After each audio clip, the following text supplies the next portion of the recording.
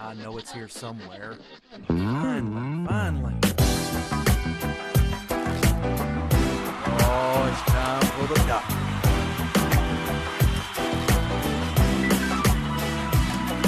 You're listening to Dr. Bill, the computer curmudgeon.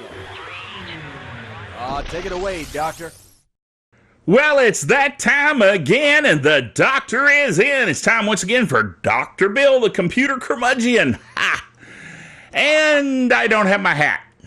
It's in the other room. Oh, well. A lot of folks are like, Dr. Bill, where's your hat? It's safe. It's right in there. Don't worry about it. It's okay. I am hatless today. That's okay. However, we do have a show. I've already had some folks write me and say, Dr. Bill, where's the show? Where's the show? Don't worry about it. We're going to do a show. Just running a little late. I was busy yesterday doing lots and lots of nothing. Do you realize how much concentration it takes to do so much nothing? Quite a lot. Actually, I was doing some research.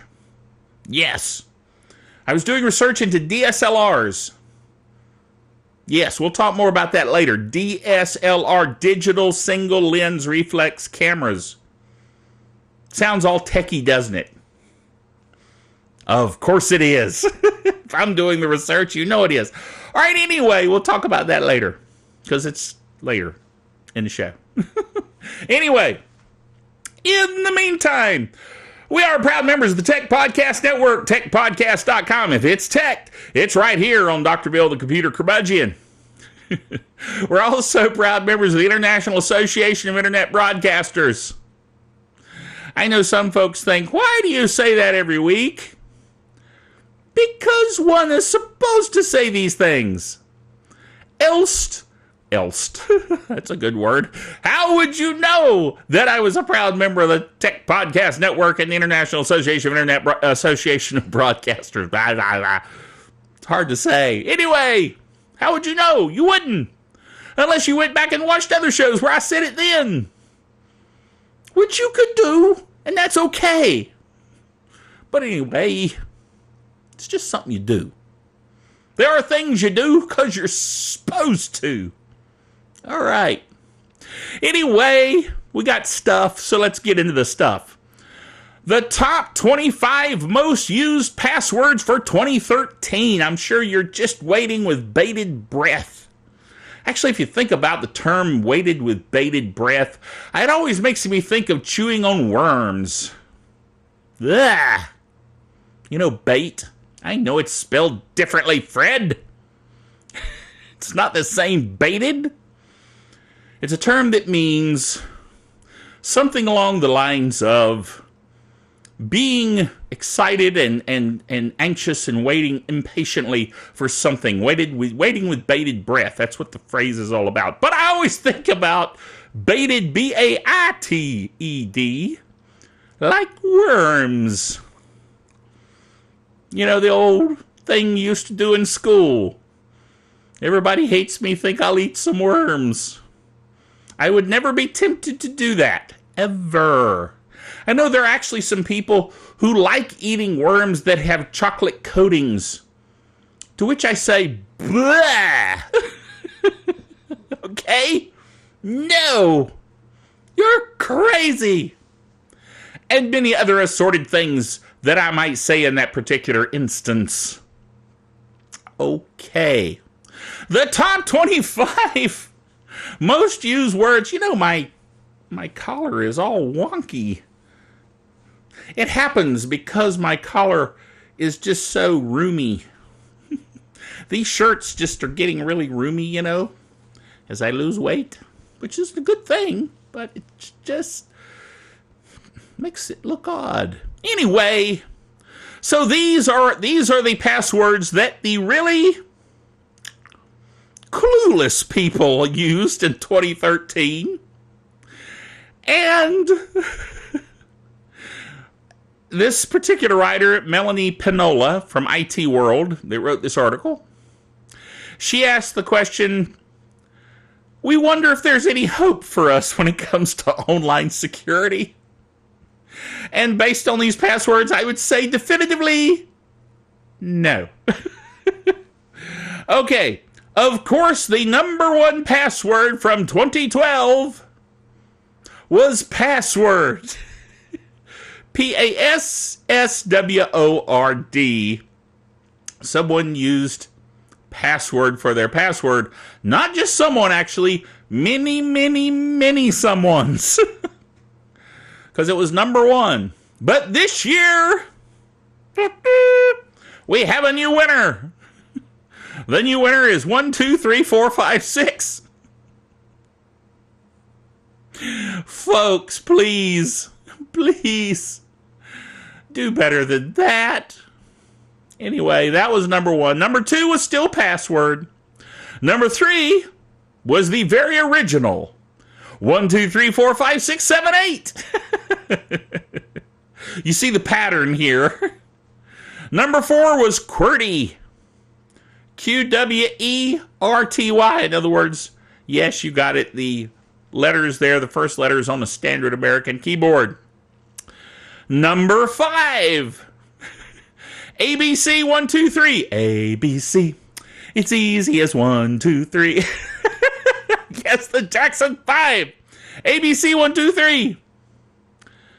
What?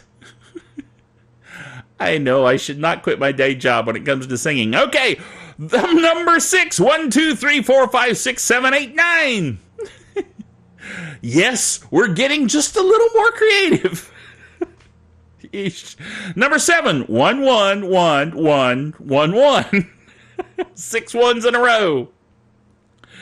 Number 8. 1, 2, 3, 4, 5, 6, 7. Number 9. Finally, someone with just a little more creativity. I love you. All run together in lowercase. I love you.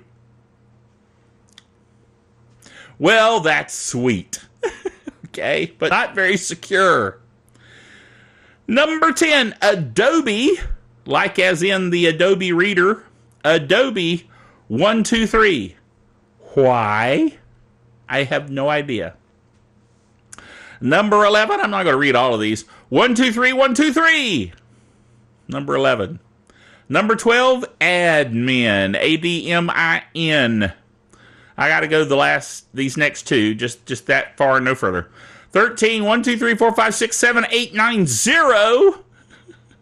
It's like they figure if they add each number, it's going to get harder to guess. No. And then finally, the ever popular, this one's really very popular. It's number 14 over all passwords. And it's let me in. LETMEIN, all run together as one word, let me in. If your password was any of those, you've been pwned. Oh my goodness. That's just bad, folks. I mean, come on, you got to do better. Okay. Next item, next one is a new development version of Wine is released. Now, of course, we know that Wine is a recursive name for some open source software. Linuxy type folks like recursive naming, like GNU, new. There is an animal called a new, and it's pronounced the same as NEW, new, but GNU is news, not Unix. See the recursiveness? Okay. So Wine is not an emulator. Wine is not an emulator. Well, it's not an emulator. It's actually the use of APIs in Linux of Windows APIs so that you can run Windows software in a Linux environment. And it's actually quite amazingly cool. But it actually kind of functions in a way like an emulator in that it emulates the Windows API environment. So I kind of slightly disagree with the recursive name. But I won't quibble. It does work. Matter of fact, I have long used it to run eSword, E-Sword, which is available, by the way, at e-sword.net.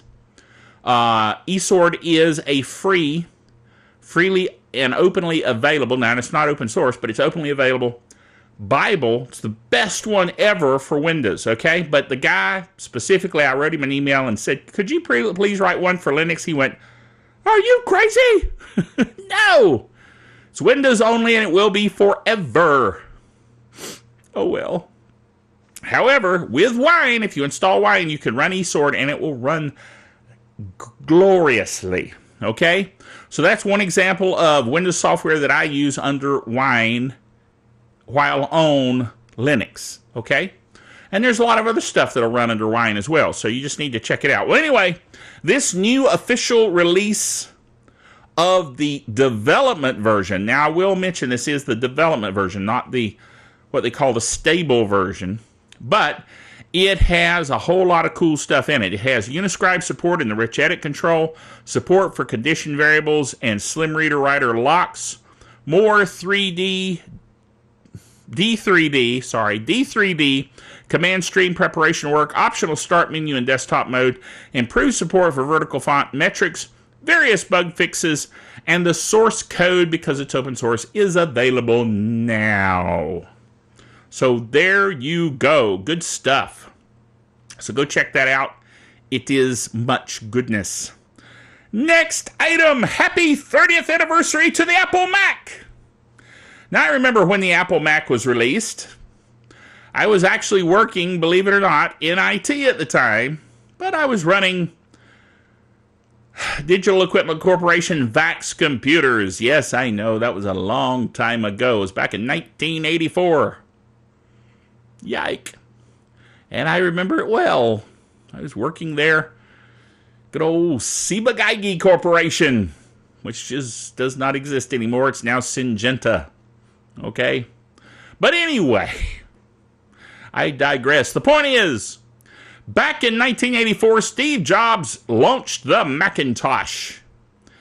And he was very excited about it. And so he was asked by a writer, this particular writer here that wrote this article, Stephen Levy, who at the time worked for Rolling Stone magazine, if he could interview him. And Steve said, yeah, I'll let you interview me if you'll give me the cover. Put me on the cover. And Stephen said, no. Back then, Steve wasn't the big deal that he later came to be. You know what I'm saying? He wasn't a rock star back then, so he didn't get his face on the cover of the Rolling Stone. Rolling Stone. It's a song. It's an old song, but it's a song. Anyway, so he didn't get the cover, but he did do the story finally. Steve was a little actually upset that he didn't get the cover, but it's okay. But I like the last little bit of this article. This guy who wrote this article many, many years ago, 1984, 30 years ago. That's still hard to believe. But anyway, he said, it was the first of many conversations I would have with Steve Jobs over the next few decades, up until the year that he died. But it was perhaps the most unforgivable, simply because it was all so new. The computer, the team, Steve. The whole package was, in a nutshell, the essence of a seismic shift that was about to occur. This is in the computing world, obviously. One that would indeed, as I heard it that day, Steve told him, put a dent in the universe. Now, I like what the guy says here. Universe, consider yourself dented. In 2014, IBM doesn't even make PCs. Back then, Apple was competing against IBM, and everybody was laughing like, what? Apple? Are you kidding? IBM is the big dog. Well, these days, IBM doesn't even make PCs anymore. Apple is not a $10 billion company, which was Steve Jobs' goal at the time, this unbelievable, unreachable goal of $10 billion. It's a $500 billion, which for those of you in Rio Linda is more than 10 billion. Okay? Yikes. Jobs is gone, but he left us having built the company or rebuilt the company beyond its previous glory, satisfied that he'd restored its soul. Amazingly, one thing has not changed, though through 3 decades of evolution, we still have a machine whose DNA recognizably traces back to its origin. Indeed, 30 years after Jobs introduced his machine at the Flint Center in Cupertino, this writer says, "I am writing these words on a Macintosh." So in at least one sense, 2014 is like 1984. Isn't that weird? This guy was present when the Apple computer was introduced. Apple Macintosh computer was introduced. Wow, that's just so cool. Whoa! Okay, Fred says enough of that. It's time for the Geek Software of the Week. Geek Software of the Week this week is DSLR Controller. Now, I said that I was jazzed about DSLRs because I'm getting a Canon EOS Rebel T3i. Just like the picture here. Okay? Dude. Now, yes, I know. Drool. Those of you that are into photojournalism and photography and videography and things of that nature. Dude. Well, I've been researching on it, as I am wont to do very many times when it comes to techie things. And I found that there's this amazingly awesome software. First of all, the Canon EOS Rebel T3i, I'm still going through the name, getting it straight, has software that comes with it that when you connect your laptop, like the laptop I have in front of me here, to the camera through the USB cable, you can control the entire camera from your computer. Dude. So this laptop sitting here in front of me could control the camera that's recording me right now if it were the Canon Rebel EOS T3i. And I could focus and start it and stop it and all those good things right from here from my laptop. That's just amazingly cool.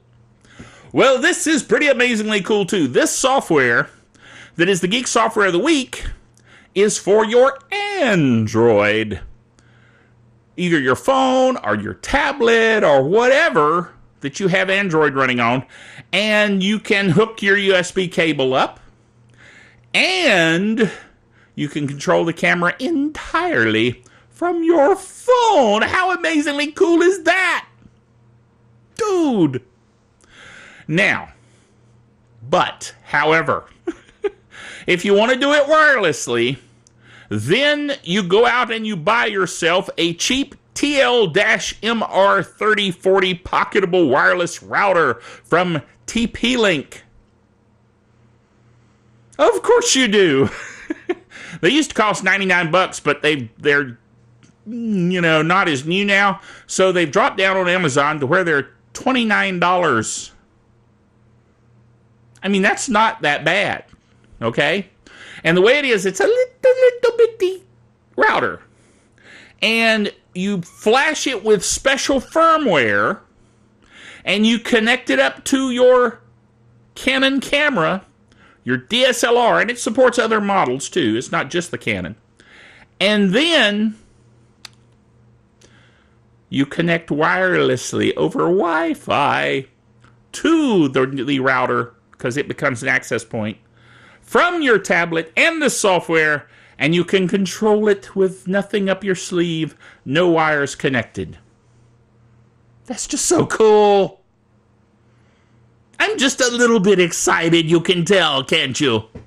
So if all goes well, and the Amazon delivery amazing beings and creatures all get it together. Sounds very mythical, doesn't it? Beings and creatures. Anyway, if it all comes in when it's supposed to on Wednesday, then by Saturday, hopefully I'll be able to do the show with the new camera, and you'll be able to see every little hair in my eyelash. Is that a good thing? I don't know, but anyway, we'll see. Should be interesting. At any rate, it'll be much clearer and cooler And, dude, I'm pretty jazzed. I mean, this microphone here, which allows me to use my official FM DJ voice. Anyway, I mean, I can do the DJ voice without the microphone, but it sounds cool over the microphone because of the high quality of the microphone. Anyway, so this really cool, expensive microphone, I'll be able to pair with a really expensive, cool camera, and I'll have amazing audio and amazing video, and it will be glorious, and birds will sing and fly through the air, and many exciting things will happen. Well, in my mind, which is a very interesting place. Many people have thought that, as a matter of fact. But anyway, should be fun, and of course, highly geeky. Yes. So join us next time for the very exciting and amazing introduction of the Canon EOS Rebel T3i. I have to think through each part of it as I say it. So until next time, remember that the doctor is out of here.